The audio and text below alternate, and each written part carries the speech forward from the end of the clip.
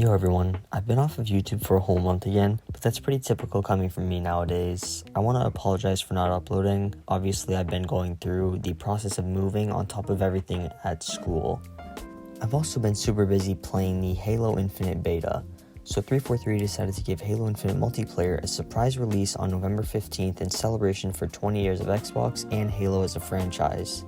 It definitely had me super excited since they've had a good amount of delay. Since there is way more good than bad in this beta, I want to get all the criticism that the community has been talking about out of the way first before we dive into any of the positives. With that being said, let's talk about the current state of Halo Infinite, and then I'll later dive into the expectations of the full release.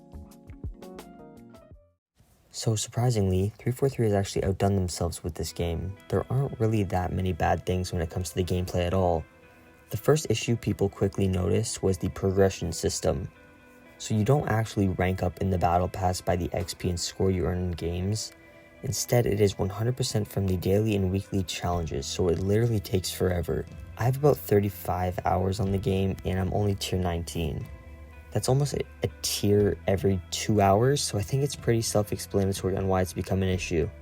Now, luckily, they kind of fixed it by adding some daily challenges where you play between 1 and 3 games to earn a really good amount of XP. I still don't really think it makes up for it much. I mean, yeah, it helps, but the overall progression is still pretty slow.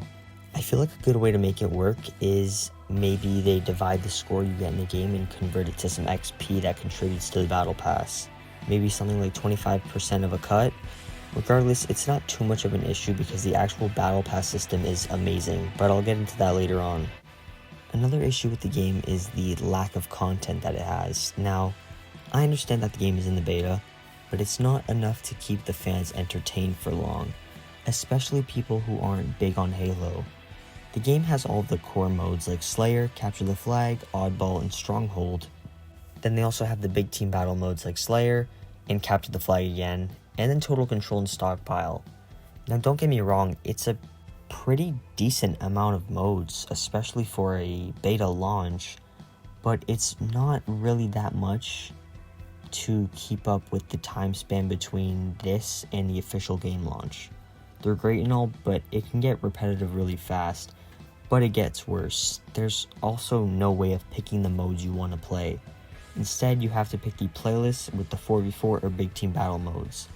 Therefore, it is complete luck when it comes to what map and mode you play. I'm glad to say that Halo Infinite drops very soon, and at the time I'm recording it, tomorrow, because if it didn't, the game would be in very big trouble. It's so fun, don't get me wrong, but it gets super repetitive playing the same maps over and over again. Now, there aren't really that many bugs and issues to cover in this game, which makes me super happy. Occasionally there would be some hiccups, but nothing that really interferes with the game at all, which is super relieving. I noticed some weird ones with the vehicles and frame drops while reloading the skewer, but other than that, it's been all well. I personally haven't experienced many issues in the hours that I've played, but I did hear about the custom lobby issues where it would just fail to work. Whether people struggled to pick their game mode or map, it was considered disastrous, but I can't speak much for that. I want to start getting into some of the actual good things about this game because there's actually a good amount of them. Now, although the progression system is flawed, the actual battle pass system is easily the best out of any game out there with one. If you buy a battle pass, you keep it for good. You're no longer forced to rush through and sweat to rank it up before it runs out. You can literally go back, purchase, and beat old battle passes that were from months ago.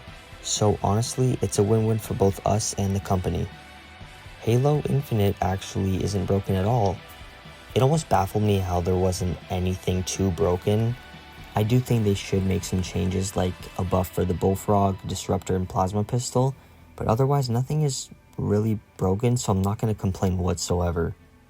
The gameplay on Halo Infinite is some of the smoothest gameplay I've ever seen. Now I'm on next gen, so I can't speak much for the people on last gen or PC, although I can say that this game runs super smooth and amazingly, honestly.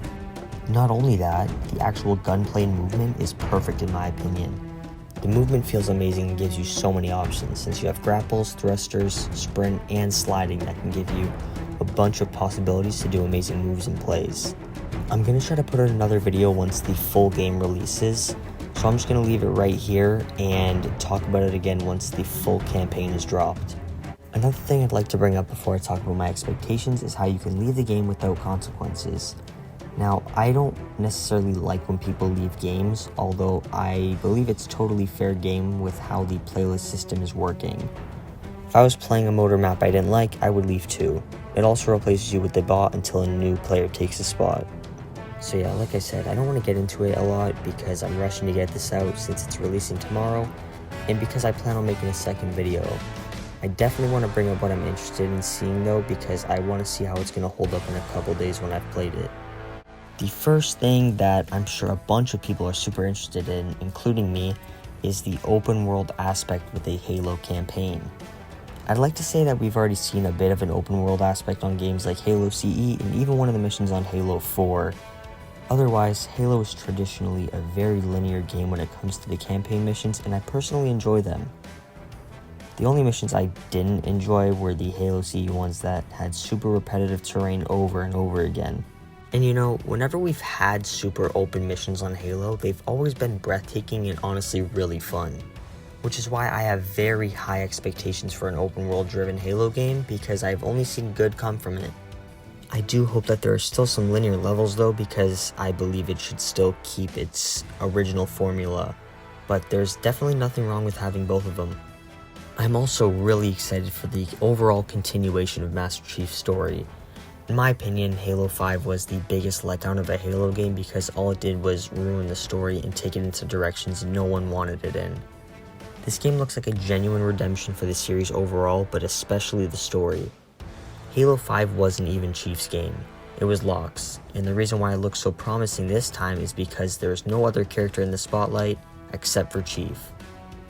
Which is exactly what Halo is about, and that's why I'm super hyped to play through this game. But that's really it for today. Obviously, like I said, I'm rushing it, and because I want to get a second one out soon. With all that being said, thank you for watching, take care.